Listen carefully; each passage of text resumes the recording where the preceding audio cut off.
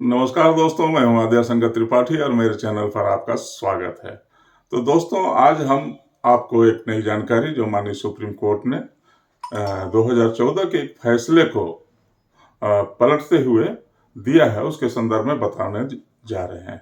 तो दोस्तों, ये महत्वपूर्ण जानकारी हम आपसे शेयर करें और वीडियो में आपको बताएं। इससे पहले आपसे अनुरोध है कि आप मेरे इस चैनल को सब्सक्राइब कर लें। आप यदि मेरे चैनल को सब्सक्राइब करते हैं तो मेरा चैनल जो है ग्रो करता है और इससे हमें फायदा होता है। तो दोस्तों, आइए अब इस चैनल में हम शुरू करते हैं इस महत्वपूर्ण जानकारी को, जिसे कि सुप्रीम कोर्ट ने 2014 के फैसले को पलट दिया है। और ये फैसला क्या था दोस्तों?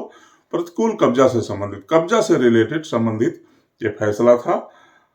तो इन्होंने ये तय कर दिया है कि जिसका कब्जा होगा, संपत्ति का मालिक वही होगा। सुप्रीम कोर्ट का डिसीजन है, जमीन या मकान पर अवैध कब्जा किया जाना कोई नई बात नहीं है। ऐसा सालों से होते आ रहा है। हालांकि हम सभी रिकॉर्ड पूरी ऑनलाइन होने के चलते कई राज्यों में यह समस्या कुछ हद तक समाप्त हो गई है दोस्तों, लेकिन पूरी तरह समाप्त नहीं हुई है। अब सवाल यह है कि अगर कोई दूसरा व्यक्ति आपकी जमीन पर या घर पर कब्जा कर लेता है तो क्या वो प्रॉपर्टी का मालिक बन सकता है? इसी को लेकर सुप्रीम कोर्ट की ओर से एक अहम निर्णय दिया गया है। सुप्रीम कोर्ट ने बताया कि किस स्थिति में कब्जा करने वाला उस प्रॉपर्टी पर अपने मालिकाना हक का दावा कर सकता है दोस्तों। तो घर जो होता है दोस्तों, या किराए का एक स्थायी इनकम है। इसी कारण लोग प्रॉपर्टी में इन्वेस्ट करते हैं। घर, दुकान, जमीनें खरीदते हैं और खरीदने के बाद किराए पर चढ़ा देते हैं। कई बार मालिक किराए पर दिए अपनी प्रॉपर्टी की सुध नहीं लेते, विदेश चले जाते हैं या देश में रहते हुए केवल अपने कामों में व्यस्त रहते हैं। केवल उन्हें किराए से मतलब होता है, जो हर महीने उनके बैंक अकाउंट में पहुंच जाता है। लेकिन किराया देते समय और किराए पर चढ़ाने के बाद भी मालिक को कुछ बातों का ध्यान रखना चाहिए दोस्तों, नहीं तो प्रॉपर्टी से हाथ धोना पड़ सकता है। हमारे देश में प्रॉपर्टी को लेकर ऐसे कुछ नियम हैं जहां लगातार 12 साल तक रहने के बाद किराएदार उस प्रॉपर्टी पर कब्जे का दावा कर सकता है। ये लेकिन तभी हो सकता है जब बिल्कुल सुध नहीं लेंगे। यदि आप 11-11 महीने का उसे एग्रीमेंट कराते रहेंगे, आप उसको खोज खबर लेते रहेंगे, तो वो किराएदार ऐसा नहीं कर सकता है। लेकिन बहुत सारे लोग हैं कि किराए पर दे दिए, विदेश चले गए, भूल गए, तो उनके साथ ये सब समस्याएं आ सकती है। हालांकि इसकी कुछ शर्तें हैं और ये इतना आसान नहीं है, लेकिन आपकी प्रॉपर्टी विवाद में आ सकती है। अब किराएदार प्रॉपर्टी पर कब्जे का दावा कर सकता है ये, या नहीं कर सकता है।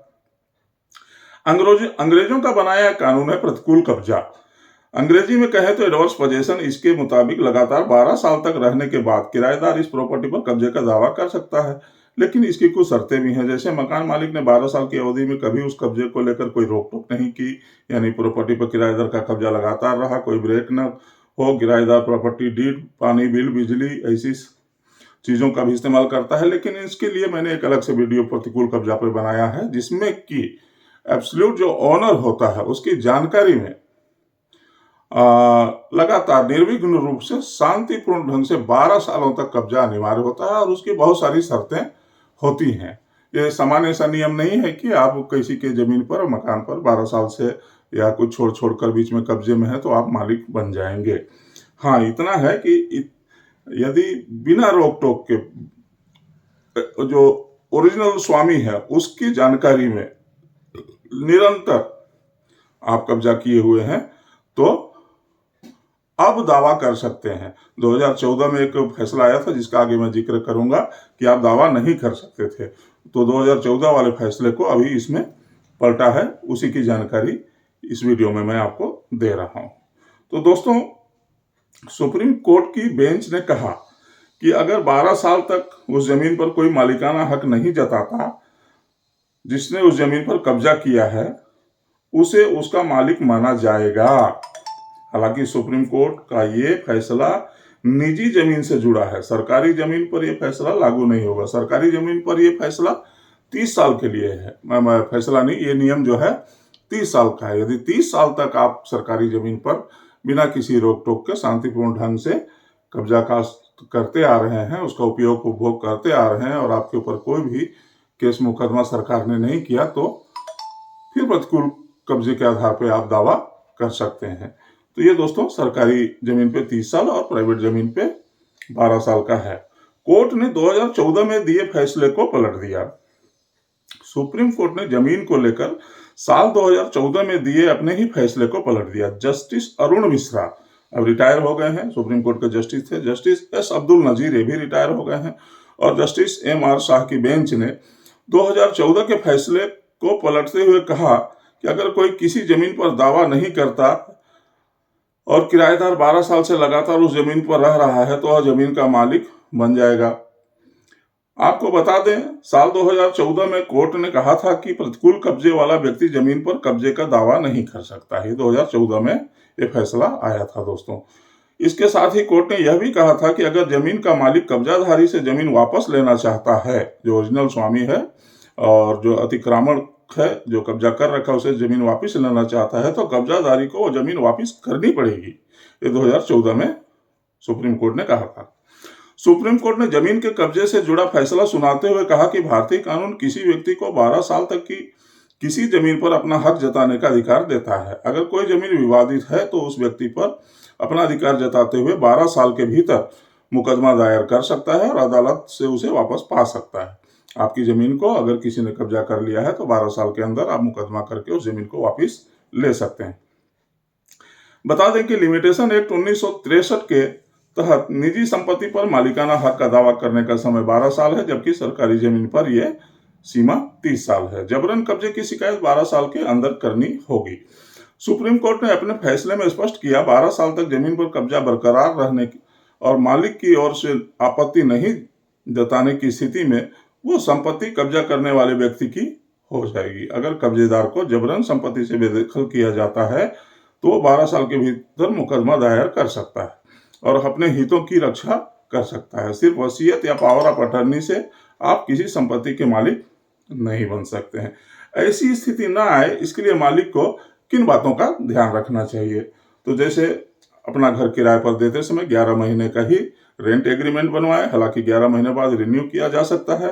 इससे फायदा ये होगा कि ब्रेक आ जाएगा। ब्रेक आ जाने से किराएदार अपने कब्जे का दावा नहीं कर सकता है। तो इस तरीके से दोस्तों देखा आपने कि 2014 के फैसले में जो माननीय उच्च न्यायालय ने कहा था कि आप दावा नहीं कर सकते हैं। यदि आपको आपके विरुद्ध डिस्पोजेस करने के लिए कोई दावा लाया जा सकता है तो आप उसमें प्रति दावा ला सकते थे, आप उसमें बचाव कर सकते थे, अपने बचाव में प्रतिकूल कब्जे का डिफेंस ले सकते थे। लेकिन अब जो है माननीय सुप्रीम कोर्ट ने उस फैसले को पलटते हुए कहा है कि आप यदि शांतिपूर्ण ढंग से और वास्तविक भूमि स्वामी की जानकारी में निरंतर निर्विघ्न 12 सालों से कब्जे में हैं तो आप प्रतिकूल कब्जे के आधार पे मुकदमा दायर कर सकते हैं और उस जमीन उस मकान पर स्वत की उद्घोषणा के लिए, आधिपत्य की पुष्टि के लिए सिविल सूट ला सकते हैं और मुकदमा जीत भी सकते हैं। लेकिन इसके लिए आपको सारी बातों को प्रमाणित करना पड़ेगा और ये प्रमाणित करना आसान काम नहीं है, बहुत ही टेढ़ी खीर है। तो दोस्तों ऐसा नहीं है कि यह किसी के जमीन को कब्जा करने के लिए वीडियो आपको प्रोत्साहित करती है। ये वीडियो ऐसे लोगों के लिए है जो सोए रहते हैं, जो अपनी संपत्ति से बेखबर हैं, उनको पता ही नहीं है कि उनके बाप दादाओं की या उनकी संपत्ति कितनी है और कहाँ कहाँ है। और लोग कब्जे में रहते हैं, सालों साल बाद जब उनकी हालत स्थिति खराब होती है तब वो ढूंढने निकलते हैं कि हमारे बाप दादाओं की संपत्ति कहाँ है या मेरी संपत्ति कहाँ है, या उनके बच्चे ढूंढने निकलते हैं। तो ये स्थिति तब उत्पन्न होती है जब आदमी अपने संपत्ति से बेखबर रहता है और लोग मजे से वहां रहते हैं शांतिपूर्ण ढंग से, और लंबे समय बाद जब हम वहां जाते हैं उस जमीन को खोजने के लिए तो ये स्थिति प्रतिकूल कब्जे वाली आती है और सामने वाला इस कानून के तहत दावा करता है। तो दोस्तों ये वीडियो आपको कैसा लगा अपने अमूल्य कमेंट में जरूर बताएं, और यदि अच्छा लगा हो तो इसे लाइक और शेयर जरूर करें। इसी तरीके से नित्य नए नए विषयों पर मैं आपको ये वीडियो देता रहता हूँ और अपलोड करता रहता हूँ। तो आज के लिए इतना ही, मिलते हैं अगले वीडियो में एक नई जानकारी के साथ। तब तक के लिए जय हिंद, जय भारत, वंदे मातरम।